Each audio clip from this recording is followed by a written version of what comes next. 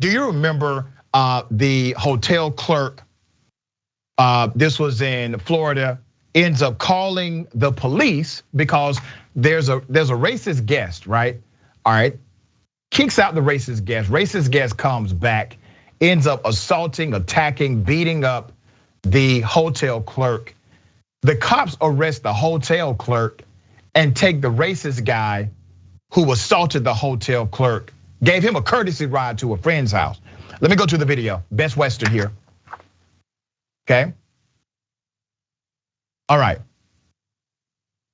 This is the camera footage. You see the attack. It is clear who the aggressor is. Now, the aggressor got his ass kicked and he was apprehended.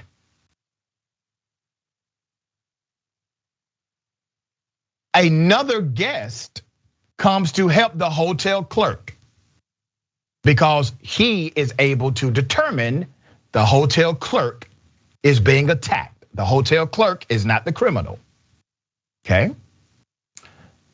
And then here comes Barney Fife. The police enter and they decide to physically assault the hotel clerk. This is now his second physical assault, and they arrest him. They put him in a squad car. They know everything that's going on. The hotel clerk is telling them, please look at the video. All you gotta do is look at the video. They will not listen. They decide to then ignore it, put him in the squad car, and they take him to county jail. Okay? The man who attacked him got a ride once again to his friend's house. They called it a courtesy ride. All right, let's put up a mugshot of the hotel clerk. The hotel clerk got a mugshot out of this deal. Shameful.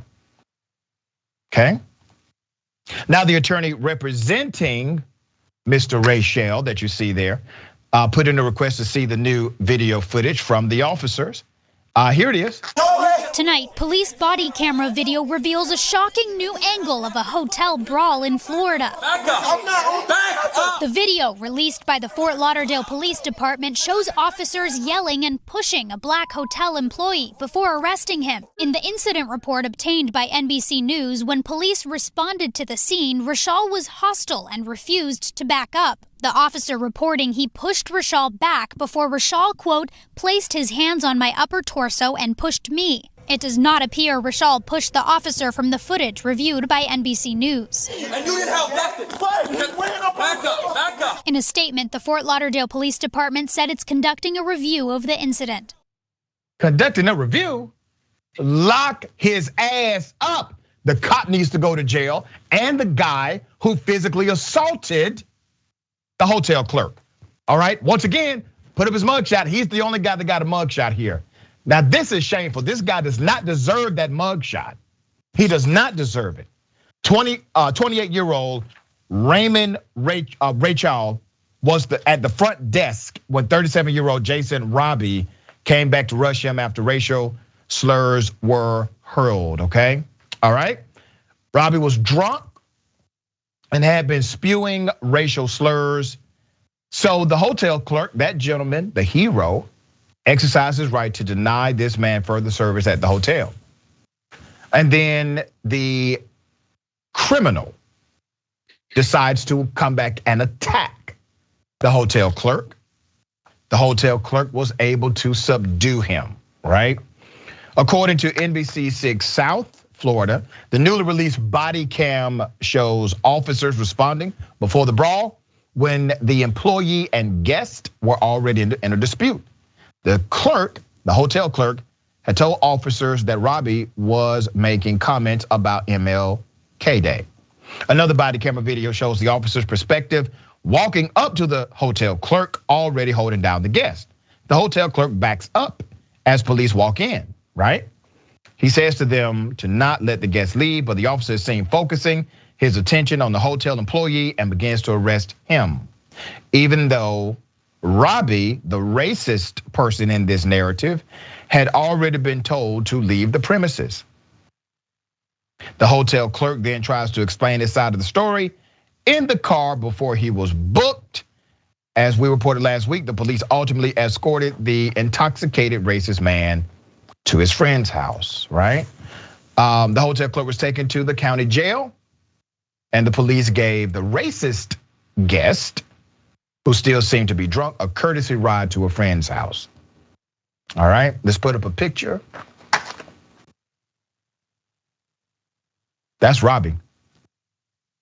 Robbie was eventually arrested and charged for trespassing and making a racial allegation against the hotel clerk. According to comments made to NBC News, Robbie said the incident was, quote, just a lack of customer service, and the guy was very rude, so that led to some other stuff, okay? Robbie also added that he is actually literally the most non-racist person you know, okay? He wants you to know he's the most non-racist person, the most. In the arrest report, it was stated that Jason could not recollect the specific facts of the case, talking about the popo, all right? Didn't really know what happened here. The details are fuzzy. What did my police report say again? That's what I said? What the video show? I can't remember. I can't remember what I wrote. Can't remember what happened. Okay, we have laws on the books. Writing a false police report is a crime. You see, you don't need new laws, you just got to enforce the ones that already exist. And when they don't charge a cop with violation of oath of office, no matter what other charge they get, if they don't charge them with violation of oath, which is your catch-all, they're not serious about prosecuting that cop. And I've told you to look for that code every time. No matter what the cop is charged with, it always can include violation of oath. If you do not see violation of oath of office, they're playing games. The fix is in. All right, thoughts, brother? Well, Dave Chappelle did this 20-something years ago. He did a joke. He did a joke about he wouldn't call the cops because his house was a little too nice for the police to believe it was his house, right? That was the joke. And this is an example of that. They come in and right away they just assume the black guy, well, he couldn't be the employee. He couldn't have been assaulted. And in further video, in other video that they showed, even when they did the news story, one of the reporters said, well, how did it start? And it's like, what do you mean, how did it start? You saw the guy. You saw the damn video. Right. The minute you rush behind a customer service counter, you started the fight. Now, what happened? He started the fight with the wrong guy. And like you said, he started a fight with the wrong guy and he got his ass whipped. And the police came in and they saw the guy holding him down and they did, unfortunately, I listen, this is what black people know. This is what happens. You call the cops, you're taking a chance. It's unfortunate, but this is an example when they always say that you exaggerate, it's not true, this or that. And like you said, they're doing an investigation. An investigation of what? Of what we just saw. The cops rushed in, arrested the wrong guy. Who knows what that other person was saying, but that person, they're saying there's no witness or anything involved. We saw there was another person involved. And then they give the racist guy, the drunk racist guy, a ride to his friend's house. The police have never given a black person a courtesy ride to their friend's house from the scene of any crime or disturbance. Okay, that doesn't happen. As far as him being the least racist person in the world, wasn't that Donald Trump? Didn't Donald Trump tell us he was the least racist There's person some competition in the world? here. Which one? Yeah, which there's one? a real competition here. You want to use lying. Somebody's lying, damn it. Listen, unfortunately, I can joke about this. We know what's going to happen, Rashad. That police department is going to pay the man who was arrested.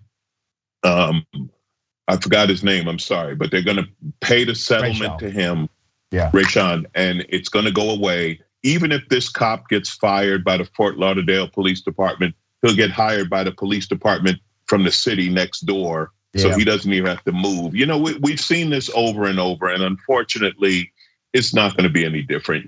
I've heard this over and over, and I think it might be the way to get these bad cops off. If the police, rather than the cities paying these $1 million settlements, the police retirement fund has to pay them.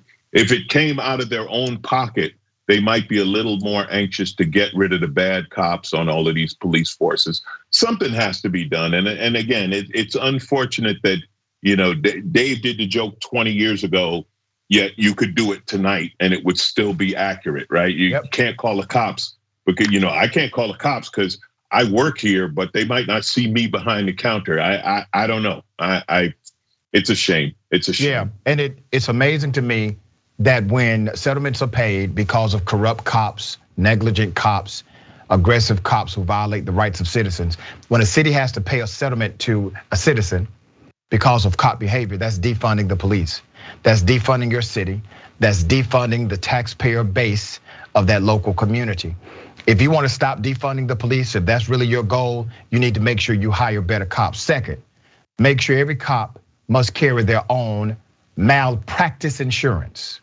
And if they cannot get it, they cannot get hired, okay? Professionals in various trusted industries must carry insurance, medical doctors, psychiatrists, etc. And if they can't get it, guess what? They can't work at that hospital.